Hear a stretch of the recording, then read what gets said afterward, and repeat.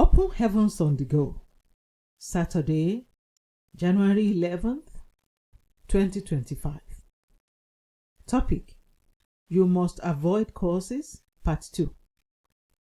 Memory verse, Numbers 23:8. How shall I curse whom God hath not cursed? Or how shall I defy whom the Lord hath not defied? Bible reading, Genesis 3:6-19. And when the woman saw that the tree was good for food, and that it was pleasant to the eyes, and a tree to be desired to make one wise, she took of the fruit thereof, and did eat, and gave also unto her husband with her, and he did eat. And the eyes of them both were opened, and they knew that they were naked. And they sewed fig leaves together, and made themselves aprons. And they heard the voice of the Lord God walking in the garden in the cool of the day. And Adam and his wife hid themselves from the presence of the Lord God amongst the trees of the garden. And the Lord God called unto Adam and said unto him, Where art thou? And he said, I heard thy voice in the garden, and I was afraid, because I was naked, and I hid myself. And he said, Who told thee that thou wast naked? Hast thou eaten of the tree whereof I commanded thee that thou shouldest not eat? And the man said, The woman whom thou gavest to be with me, she gave me of the tree, and I did eat. And the Lord God said unto the woman, What is this that thou hast done? And the woman said, The serpent beguiled me, and I did eat. And the Lord God said unto the serpent, Because thou hast done this, thou art cursed above all cattle, and above every beast of the field. Upon thy belly shalt thou go, and dust shalt thou eat all the days of thy life.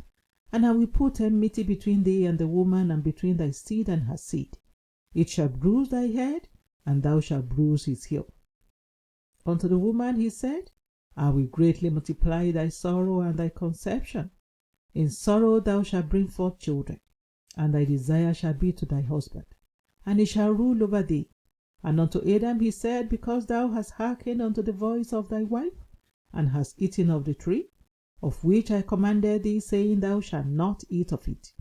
Cursed is the ground for thy sake. In sorrow shalt thou eat of it all the days of thy life.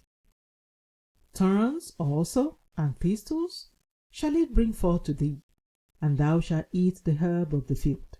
In the sweat of thy face shalt thou eat bread, till thou return unto the ground.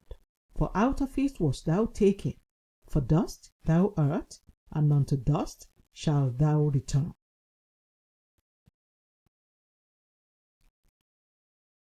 The Message.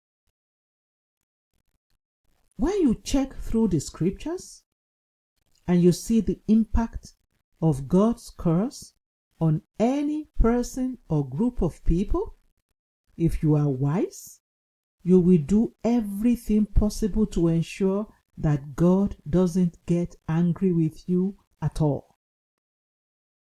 The power of a blessing or a curse is dependent on the spiritual authority of the fellow who is placing the blessing or curse. Since God is higher than the highest, a curse from him is so potent that nothing can break the curse except God himself.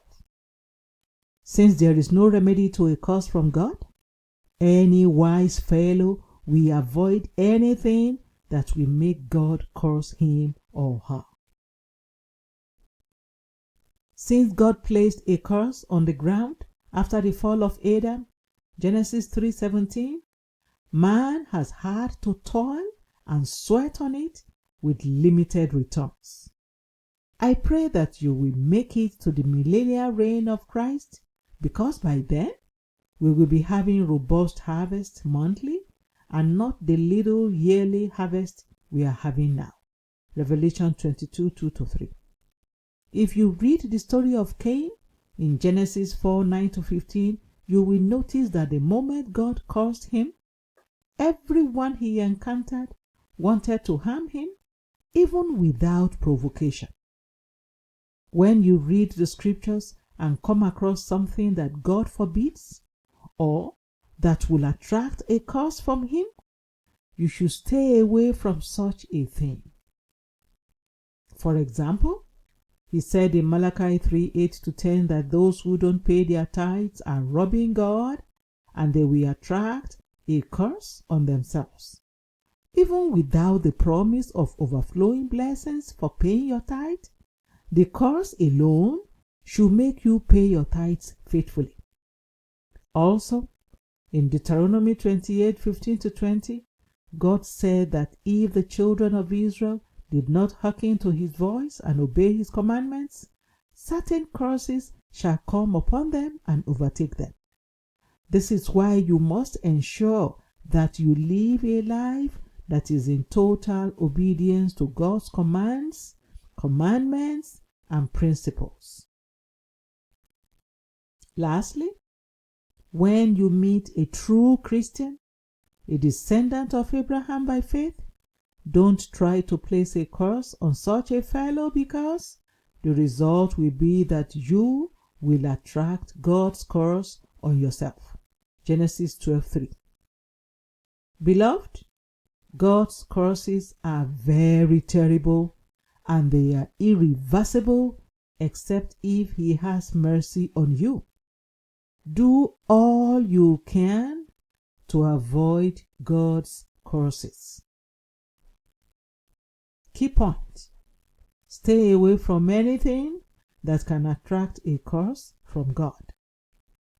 Bible reading in 1 year: Genesis 36-38. Hymn for today: Yield not to temptation. The Open Heavens is written by Pastor E.A. Adeboye, the General Overseer of the Redeemed Christian Church of God. God bless you.